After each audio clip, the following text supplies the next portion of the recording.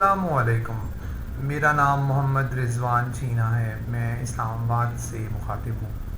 امید ہے آپ سب خیریت سے ہوں گے۔ اللہ پاک آپ سب کو اپنے حفظ و امان میں رکھے۔ آج کل پاکستان میں اقتصادی حالات بہت بدتر ہیں، اور ہم پتہ نہیں کیوں جو ہمیں تاجروں سے، خاص طور پہ پراپرٹی کا کام کرنے والوں سے ایک ایک سونے کا انڈا روز مل رہا تھا، ہم نے کیوں یہ فیصلہ کیا کہ ان کا کے پیٹ میں تو بہت سارے انڈے ہیں، اور پیٹ کو پھاڑ کر ایک دم سے تمام انڈے نکال لیے جائیں۔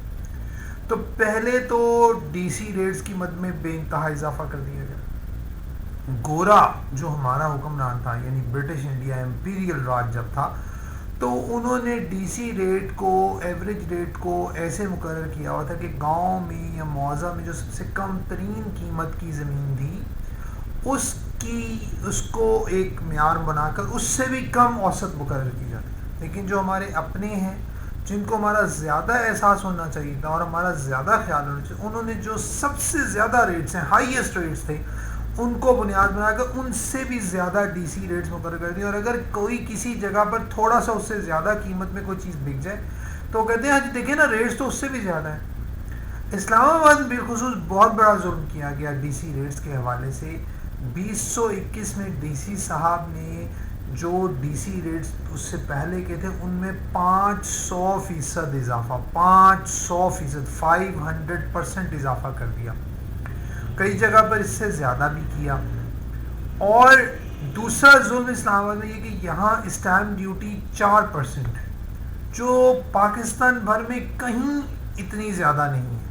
پنجاب، سندھ، کے پی کے، بلوچستان میں یہ 1% ہے، جبکہ اسلام آباد میں 4% ہے، اور اس پر رجسٹریشن فیس مزید 1% ملا کر 5% ہو جاتی ہے۔ اس کے بعد انہوں نے دوسرا ظلم یہ کیا کہ 2 سال پہلے، پچھلے سال 2 سال پہلے فائلر کے لیے ایڈوانس ٹیکس اور گین ٹیکس 1% تھا، جو پچھلے سال 2% کر دیا، اور اس سال اس کو مزید بڑھا کر 3% کر دیا۔ نان فائلر کا تو پوچھے ہی نہ، اس وقت نان فائلر سے آپ 10.5% ایڈوانس ٹیکس اور 6% گین ٹیکس لے رہے ہیں۔ اچھا، اب رہی صحیح کسر کے لیے 7 ہی لگا دیا۔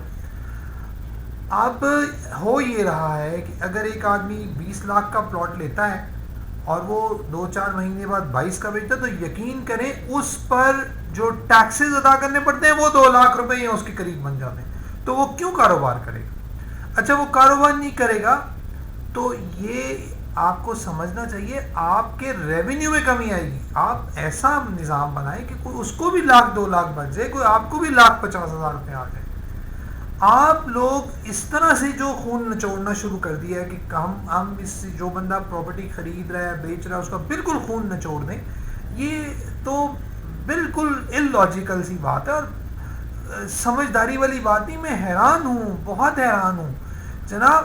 آپ یہ جو پراپرٹی کے کاروبار آپ کو ان ٹیکسز کی مد میں روز سونے کا انڈا دے رہا تھا، آپ بہت پڑھے لکھے اور ذہین لوگ ہیں، سی ایس ایس جیسے مشکل امتحان کو انتہائی نمایاں پوزیشن اور ڈسٹنکشنز کے ساتھ آپ لوگوں نے پاس کیا ہے، تو آپ لوگ ان قابل اور بڑے عہدوں پر ہیں۔ آپ لوگوں کو اس انتہائی سمجھداری کی بات سمجھ میں آ ہی گئی کہ اس پراپرٹی کے کاروبار کے پیٹ میں یقیناً بے شمار سونے کے انڈے موجود ہیں، اس لیے ان کا پیٹ پھاڑ کر ان کو نکال لیں۔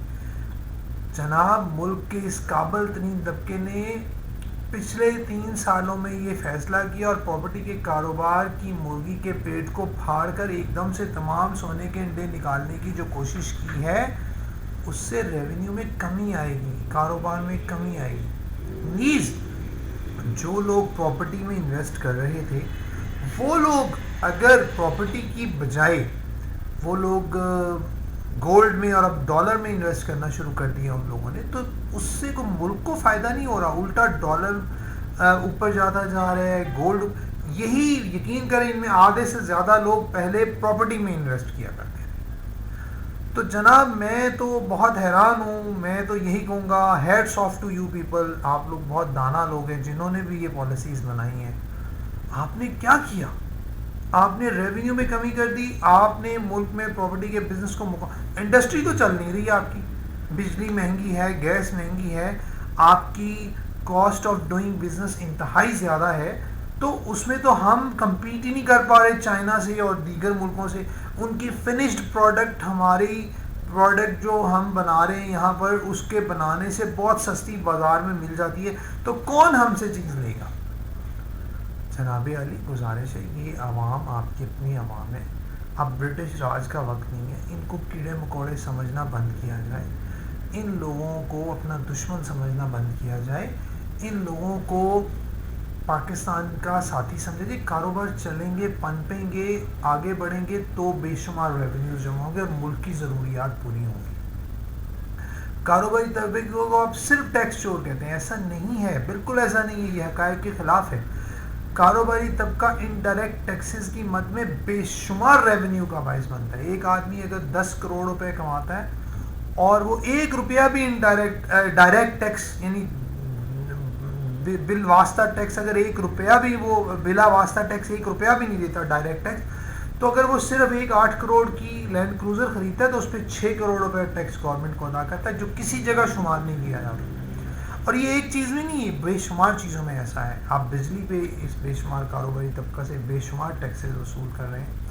آپ یہی میں نے کہا، یہ جو پراپرٹی کی مد میں رجسٹری ٹرانسفر تھی، یہ جتنی زیادہ ہوگی آپ کو اتنا زیادہ ٹیکسز ملیں گے۔ تو جناب ان کو ذرا دیکھنے کی ضرورت ہے۔ آپ انڈائریکٹ ٹیکسز، کاروبار جتنا بنے گا، پھلے گا، پھولے گا، ایون ٹریڈنگ ہوگی تو بے شمار۔ اور پی او ایس کے معاملے میں کہ جی ریٹیلرز وہ پی او ایس نہیں لگواتے، اور اس کے لیے آپ اچھا طریقہ اختیار کرتے کہ پی او ایس لگانا، اس کو مینیج کرنا، مینٹین کرنا، اس پہ کاسٹ بھی ہے اور ایک ہیسل بھی ہے بہت بڑی۔ آپ اس کو کچھ فائدہ دیں نا ان کو، جو بندہ پی او ایس انسٹال کرے گا کہیں بھی، اس کو 2 سال 3 سال 5 سال کے لیے ہم ٹیکس ایگزمپشن دے دیں۔ وہ ڈائریکٹ ٹیکس کی مد میں شاید 20 25 30 ہزار روپے بھی آپ کو نہ دیتا ہو سالانہ، اور اگر آپ اس کو وہ اپنا سیلز ٹیکس اکٹھا کر دے گا، ہو سکتا ہے وہ ماہانہ ₹1,00,000 سیلز ٹیکس آپ کو اکٹھا کر کے دے دے۔ تو جناب آپ یہ تو آپ لوگ سمجھدار لوگ ہیں، سی ایس ایس پڑھے ہوئے لوگ ہیں، پاس کیے ہوئے لوگ ہیں، ہم تو کچھ بھی نہیں ہے آپ کے مقابلے میں، ہم تو کیڑے مکوڑے ہیں، لیکن آپ تو سمجھدار لوگ ہیں نا بھائی، آپ تو پلیز اس کو غور کریں، آپ تو اس کو دیکھیں، اس پہ غور کریں۔